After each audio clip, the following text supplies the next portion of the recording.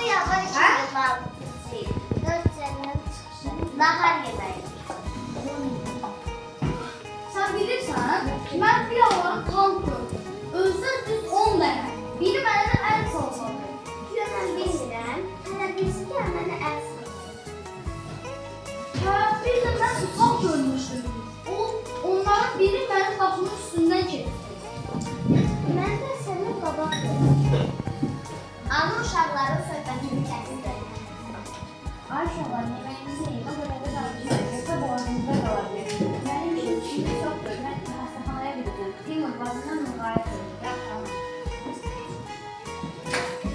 Masanın üstündəki boşluqda qaynadılmış yumurta və kartof var. Yeməyini yeyirsən? Mən yeyirəm. İstəsən də verməm. Mən öz Teymur Mədrəni qulağına nəysə fısıldadı. Mədrə gülümsədi. Doğrudan, gəl mənim də payımız gedək. İndi keçərlər, gəl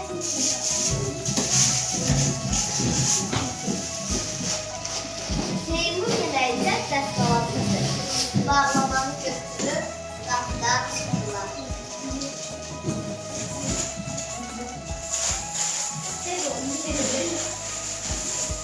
Yağış yağır. Hava əməlli başını soyulur. Yolun çatanda səhildə dayandı. Heç də gözə dəydi. Arada bir maşınla şu gün keçir. Mədinə kədərlə dedi. Gelsən gecikmişim. Birdən uzaqda hərbi maşın çıxardı. Hərbinin üstünə Azərbaycan bayrağı satılmışdı. Biz görüşləri ver. Onlara işarət vermək. Yoxsa bizi görmədən keçəcək.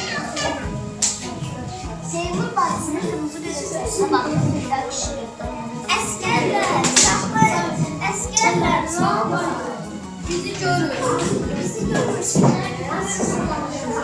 Səsləri maşınların və yaşlı səslə qarşı eşidilməz oldu. Sonuncu başını karaya çıxıb bırakmadı, dəfindən dedi. Uşaqlara var, görürəm komandir, atılıb düşürlər, qəzənlik edirlər. Yox, onlar nəsə edirlər. Sürücü maşının əyləsini bastı. Komandir aklını yerə düşür. Uşaqların soyuqda bu yağışlarında nə işiniz var? Teymur refleksli əlindəki bağlamanı uzatdı. Biz bunu sizə gətirmişik. Nahar yemək. 2 yumurta, 2 kartof. Çox sağ olun. Komandir onları bağlama bastı. Bağlamanı aldı.